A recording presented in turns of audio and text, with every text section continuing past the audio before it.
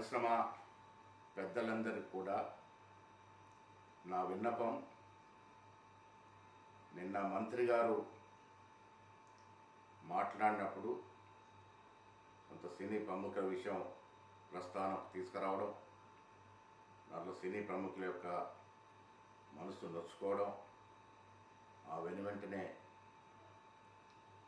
మంత్రి గారు కూడా ఆ వ్యాఖ్యల్ని బేషరతుగా వెనక్కి తీసుకుంటున్నట్టు ట్వీట్ చేశారు. పత్రిముఖం కూడా మాట్లాడడం జరిగింది.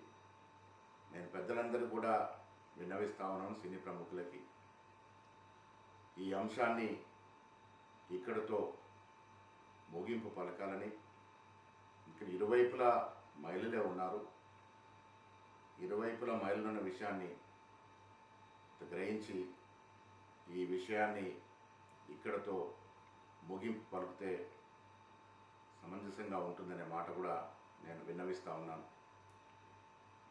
మంత్రి గారు కూడా రాత్రి ట్వీట్ చేస్తూ ఆవిడ చెప్పిన మాటలు, నా వ్యాఖ్యలు యొక్క ఉద్దేశం మహిళల పట్ల అహంకార ధోరణి ప్రశ్నించడమే కానీ మీ యొక్క మనోభావాల్ని దెబ్బతీయడం కాదు. స్వయం శక్తితో మీరు ఎదిగిన తీరు నాకు కేవలం అభిమానం మాత్రమే కాకుండా ఆదర్శం కూడా. నా వ్యాఖ్యల పట్ల మీరు కానీ మీ అభిమానులు కానీ మనస్తానికి గురైతే బేషరతుగా నా వ్యాఖ్యలు విమర్శించుకుంటున్నా అనే మాట చెప్పడం జరిగింది. నేను పెద్దలకు విన్నవిస్తూ ఉన్నాను, ఈ అంశంలో మంత్రి గారి పట్ల కేటీఆర్ అనుయూయులు, కేటీఆర్ పార్టీకి సంబంధించిన వ్యక్తులు పెట్టిన ఆడియో వీడియోలు, ఒక సోదరుడిగా ఒక సోదరిమణికి నూలుపోగు దండ వేస్తే వాళ్ళు ట్రోల్ చేసిన విధానం కూడా సినీ ప్రముఖులంతా కూడా చూసే ఉండవచ్చు.